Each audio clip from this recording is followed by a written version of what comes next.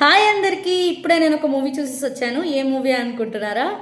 వైబుంది baby వైబుందిలే. Yes, Mirai movie చూసేసి వచ్చాను. So ఈ మూవీ చూస్తున్నంతసేపు నాకేమనిపించింది అంటే ఏమైందిరా, ఎస్ ఈ ఫీలింగే వచ్చింది. సో ఈ మూవీ గురించి మాట్లాడుకుంటే ఒక అంజీ, ఒక హనుమాన్, ఒక కార్తికేయటు, ఈ అన్ని మూవీ మిక్సింగ్లా అనిపిస్తోందా అనిపించినట్టే ఉంది. And coming to the story బాగుంది. తేజ సజ్జా గారి యాక్టింగ్ సూపర్ ఉంది. ఇంకా కమింగ్ టు మంచు మనోజ్ గారు, మనకు తెలిసిందే కదా, మంచు మనోజ్ గారు యాక్షన్ ఇచ్చి పడేశారు.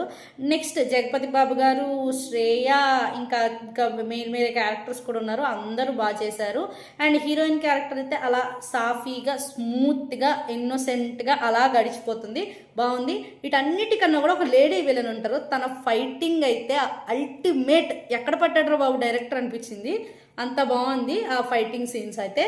నెక్స్ట్, ఎందుకు దీన్ని అంజీ మూవీతో కంపేర్ చేశాను, లేదా హనుమాన్ మూవీ, లేదా కార్తికేయ 2 అని ఎందుకు అంటే, సో యాజ్ యూజువల్ ఒక విషయం చెప్తాను.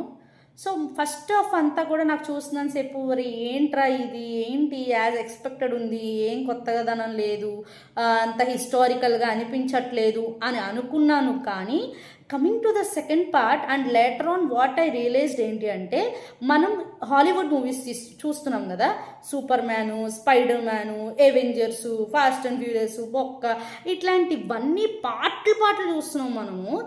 ఎందుకు మన వాళ్ళు అదే ఫిక్షనల్ మూవీస్ని కంపేర్ టు గాడ్, మనకి దేవుళ్ళు చాలామంది అవతారాలు చాలా ఉన్నాయి కాబట్టి వాటితో కంపేర్ చేస్తూ తీస్తే ఎందుకు మన తెలుగు వాళ్ళు ఒప్పుకోలేకపోతున్నారు? This is my question.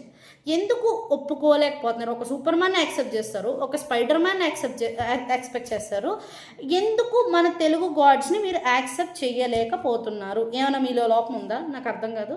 So అదంతా పక్కన పెడితే మూవీ బాగుంది. Don't compare to anyone. అది ఏ దాంతోనూ కంపేర్ చేసుకోవద్దు. మూవీని మూవీలా చూడండి. అండ్ మన హిందూయిజం గురించి ఎందుకు బాలీవుడ్ తీయలేకపోతుంది, ఎందుకు కోలీవుడ్ తీయలేకపోతుంది, ఎందుకు శాండిల్వుడ్ తీయలేకపోతుంది, ఎందుకు వీళ్ళంతా తీయలేకపోతున్నారు, ఓన్లీ టాలీవుడ్ తీస్తున్నారు, అది కూడా మల్టీ లాంగ్వేజెస్లో. సో మన టీఎఫ్ఐని మనం కాపాడుకోవాలి, అట్ ద సేమ్ టైం మన హిందూయిజాన్ని మనం కాపాడుకోవాలి. మూవీని ఓవర్గా ఎక్స్పెక్ట్ చేయడం మానేసి, అతిగా గ్రాఫిక్స్లో ఎక్స్పెక్ట్ చేయడం మానేసి, నార్మల్గా చూస్తే మన టీఎఫ్ఐ కూడా ఒక రేంజ్లో ఉంటుందని నేను చెప్పాలనుకుంటున్నాను. అండ్ ఎక్కడో తేజ సజ్జా గారి యాక్టింగ్ కొంచెం ప్రభాస్ గారిని ఇమిటేట్ చేస్తున్నారా అనే ఫీలింగ్